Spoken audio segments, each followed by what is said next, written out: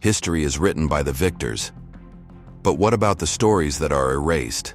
The powers that operate in the shadows, pulling the strings of kings and popes? We think of secret societies as the stuff of fiction, shadowy cabals plotting world domination and whispered conspiracies. But what if I told you that the most powerful secret society in history wasn't a secret at all? They operated in plain sight. They commanded armies, built castles, and controlled the wealth of nations. They were monks who became soldiers, soldiers who became bankers, and bankers who became the secret masters of the medieval world. This is not a story about the Illuminati or a modern-day conspiracy theory. This is the true documented story of the Knights Templar. And their rise and fall is more shocking, more brutal, and more consequential than any fiction. This is the story of how a small band of warrior monks became the world's first multinational corporation, and how they were destroyed by the very powers they helped create. This is Dark Chronicles. Our story begins in the early 12th century, in the newly conquered Kingdom of Jerusalem.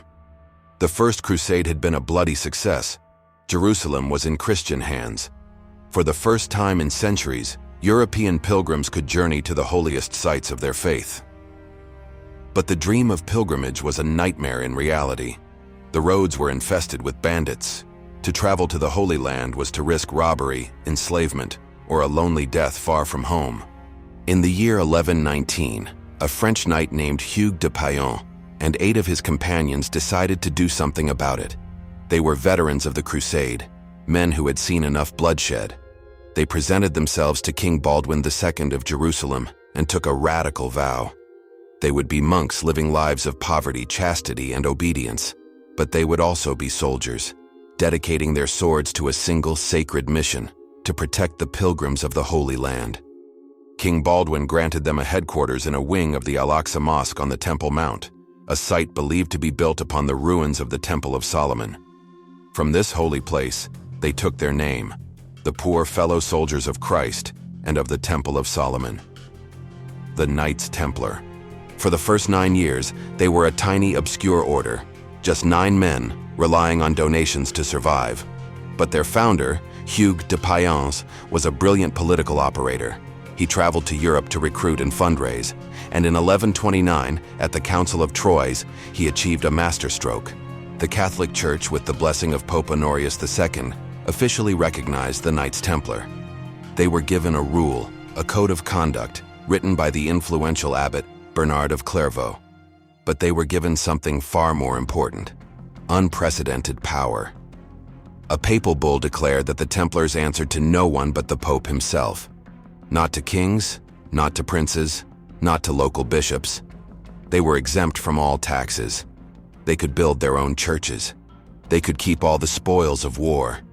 They were a sovereign entity, a state within a state, with the Pope as their only master. This single act set the stage for their meteoric rise, and it planted the seeds of their destruction. The Templars were about to transform from a small band of bodyguards into a global superpower. It's a story of ambition, faith, and the corrupting influence of absolute power. We're just getting started on this journey into the shadows. If you want to uncover more of history's darkest secrets, make sure you subscribe to Dark Chronicles and click the notification bell. You won't want to miss what comes next. With the Pope's blessing, the Templars became a phenomenon. Donations poured in from across Europe. Nobles gave them land, castles, and their own sons.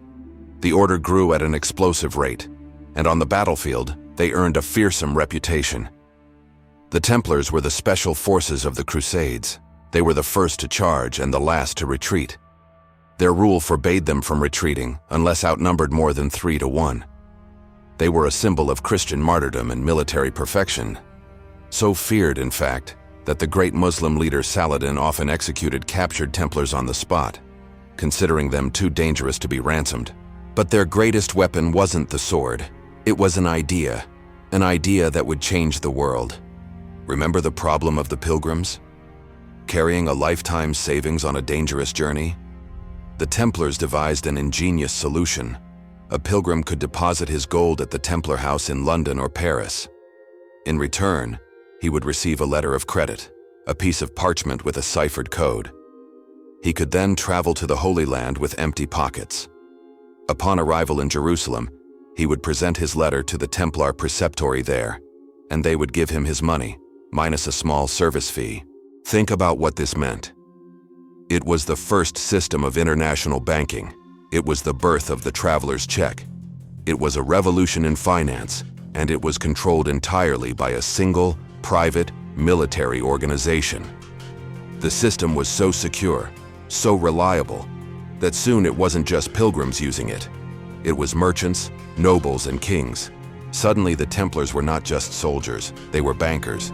They became the treasurers for the French monarchy. They managed the finances of the English crown. When King Richard the Lionheart went on crusade, it was the Templars who handled the complex financial logistics. They loaned vast sums of money to the most powerful people in Europe. They owned fleets of ships not just for war, but for trade. They owned farms, vineyards, mines, and entire villages.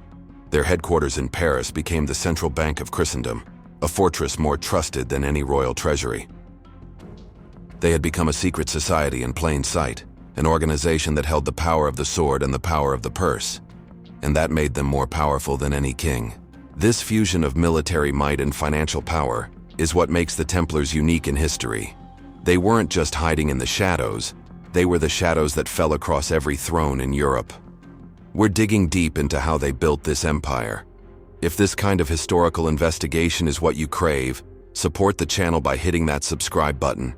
Every subscription helps us unearth more of these forgotten stories. By the mid-13th century, the Knights Templar were at the zenith of their power. The order owned over 800 castles and preceptories from Scotland to Syria. They were, without exaggeration, the richest and most powerful organization in the Western world, second only to the papacy itself. Their wealth was legendary, their political influence immense. They were the ultimate insiders, privy to the secrets of kings and the strategies of popes. But with great power comes great envy, and with secrecy comes suspicion. The Templars were a deeply secretive order. Their initiation rites were held in private. They had their own secret meetings, their own internal hierarchy, their own code of justice. This secrecy was necessary for a military and financial institution, but it also fueled rumors. What really happened behind the closed doors of their temples? What oaths were they swearing? This air of mystery, once a source of their allure, would soon become their greatest liability.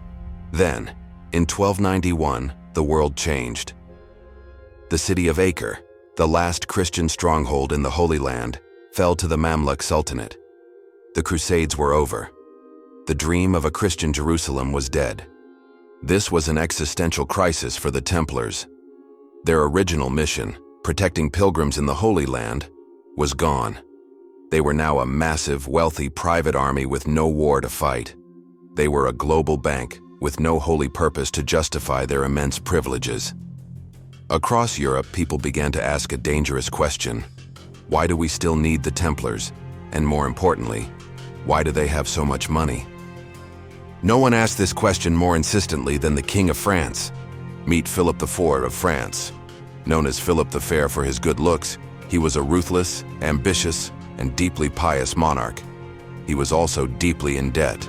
His wars against England and Flanders had emptied the royal treasury, and his biggest creditor was the Knights Templar. Philip had a history of solving his financial problems with brutal efficiency.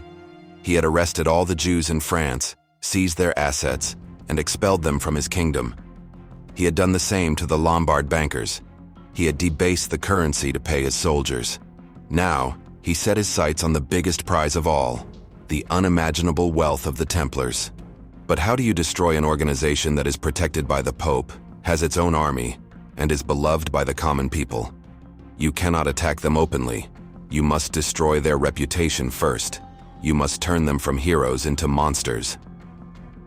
Philip and his chief minister, Guillaume de Nogaret, devised a conspiracy of breathtaking audacity. They would accuse the Templars of crimes so vile, so unthinkable, that the world would have no choice but to turn against them. They began collecting disgruntled former Templars, bribing them to provide false testimony. They spent months building a secret file, a collection of lies and half-truths that would form the basis of their attack. This is the turning point. The moment a king decides to use the power of the state to crush a private institution he can no longer control, the methods used against the Templars would create a blueprint for authoritarian rulers for centuries to come. It's a chilling reminder of how fragile power can be. If you find this analysis compelling, please consider subscribing. We need your support to continue producing in-depth content like this. The trap was set. On Friday, October 13th, 1307, the origin of the superstition about the unlucky day, King Philip issued a secret order. At dawn, his soldiers struck simultaneously across all of France. Every Templar, from the Grand Master to the lowest-ranking brother, was to be arrested. It was a perfectly executed military operation, not against an enemy army, but against the most respected Christian soldiers of the age. The charges, when they were read, were designed to inspire maximum horror and disgust. Heresy, denying Jesus Christ during their secret initiations, spitting on the cross, worshipping a demonic idol, a mysterious bearded head they called Baphomet, institutionalized homosexuality and obscene rituals, financial corruption and treason. It was a work of pure propaganda, mixing the plausible with the grotesque to create an image of a satanic cult that had infiltrated the heart of Christendom. Arrest was not enough.